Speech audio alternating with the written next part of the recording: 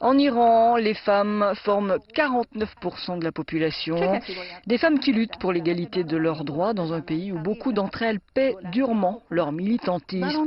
Les prochaines élections vont-elles marquer un tournant? Seront-elles entendues? Quels sont les obstacles auxquels elles font face? Pour mieux comprendre, nous avons interviewé une féministe iranienne, mais avant, ce sujet sur la situation des femmes là-bas. En Iran, aux yeux de la loi, le sang d'une femme vaut la moitié de celui d'un homme. Le combat pour l'égalité entre les sexes en Iran n'est pas encore gagné. Mais depuis des années, les Iraniennes se battent pour être reconnues à part entière dans la société et pour obtenir les mêmes droits civiques que les hommes. Droit de divorcer, droit du travail, droit de garde des enfants, droit de voyager. Un militantisme fort, malgré les dangers.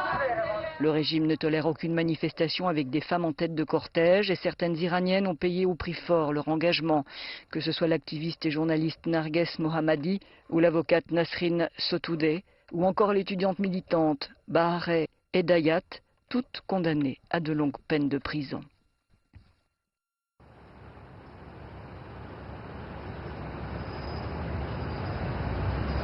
Malgré toutes les pressions, la présence des femmes dans la société iranienne est visible. Elles sont à l'université, dans les manifestations, sur le marché du travail et même à l'Assemblée. Elles lancent des campagnes, comme 1 million de signatures, pour demander le changement des lois en vigueur.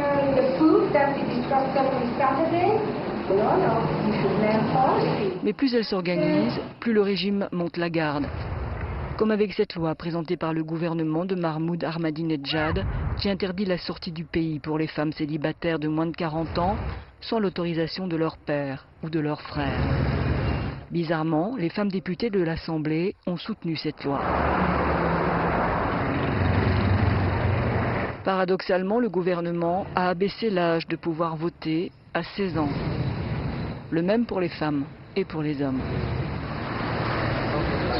Le problème, une fois l'élection passée, même les candidats ayant défendu des programmes en faveur des femmes oublient leurs engagements envers une population féminine qui constitue 49% des 77 millions d'Iraniens.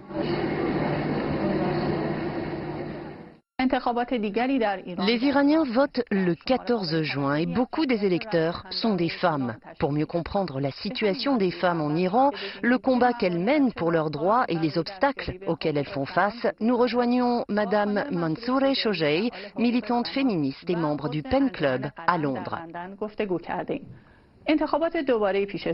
Nous avons une nouvelle élection en Iran. Les femmes ne peuvent pas se porter candidates à la présidentielle, mais en tant qu'électrices, peuvent-elles s'attendre à voir leurs demandes réalisées?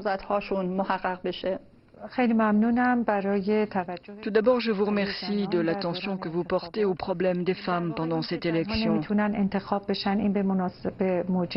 En fait, conformément à l'article 115 de la Constitution, les femmes ne peuvent être candidates à l'élection présidentielle. Particulièrement depuis 2005, dans toutes les élections, les mouvements de femmes militantes se sont confrontés à ce problème. Elles ont essayé toujours de voter aux élections parce qu'elles considèrent les urnes comme un moyen pour les citoyens de se faire entendre.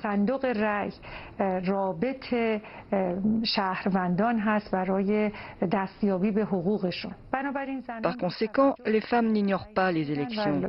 Au contraire, elles participent, elles critiquent, elles contestent, elles défendent leurs droits. Nous devons attendre et voir dans quelle mesure les résultats des urnes représenteront ces exigences. La participation des femmes dans le futur dépendra de la manière dont leurs revendications seront entendues et réalisées à travers leur vote.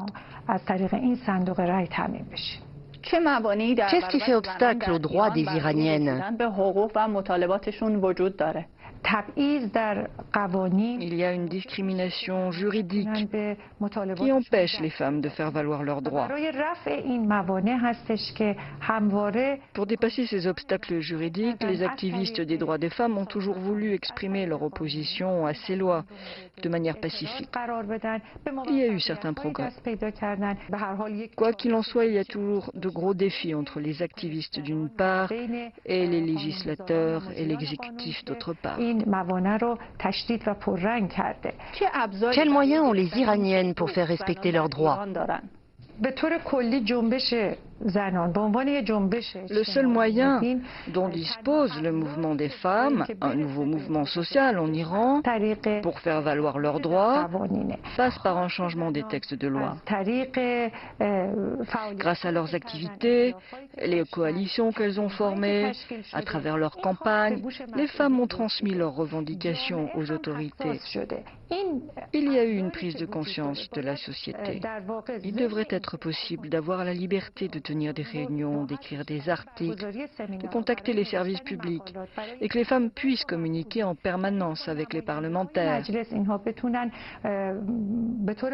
Il devrait être possible pour les femmes de communiquer avec le législateur, avec le Parlement et le gouvernement au sujet de leurs demandes. Aujourd'hui, nous espérons que les lois existantes pourront être modifiées, sinon ça restera un défi pour les femmes. Cette revendication doit être mise en avant. Elle doit être traitée de façon sereine et judicieuse.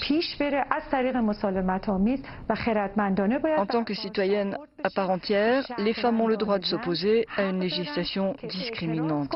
Les autorités devraient être responsables et écouter ces revendications pour que ces blocages soient résolus et que tous les citoyens de ce pays puissent vivre harmonieusement, y compris les femmes. مدنی و مسالمت‌آمیز برای عموم شهروندان به ویژه زنان. خانم منصوره شجاعی، از اینکه وقتتون رو در اختیار شبکه ما قرار دادید و در این گفتگو شرکت کردید از شما بسیار سپاسگزار هستم. خواهش می‌کنم، متشکرم.